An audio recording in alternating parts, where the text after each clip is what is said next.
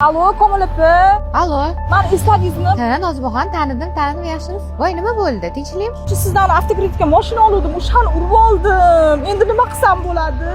Voy, shunga ham siz qilasizmi? Ishlar siqmaydi. Kelsangiz, bitta заявление olib olamiz. Shundoq bankdan onlayn polisingizni olib beramiz deb, страховой kompaniyaga bemalol murojaat qilib olsangiz bo'ladi. Keyin uni olib kelsangiz, mana servis sentrda bolalar hammasini qilib berishadi. Страховой kompaniya hamma pulingizni undirib beradi. Hech ham siqilmang, kelavering.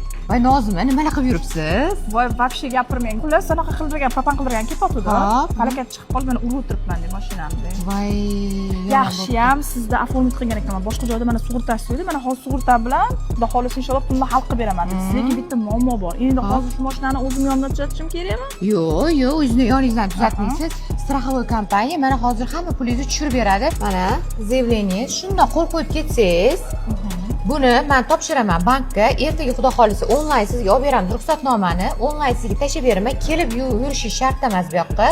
Keyin u заявление bilan GAIga borasizda bemalol propan taqlasangiz bo'ladi.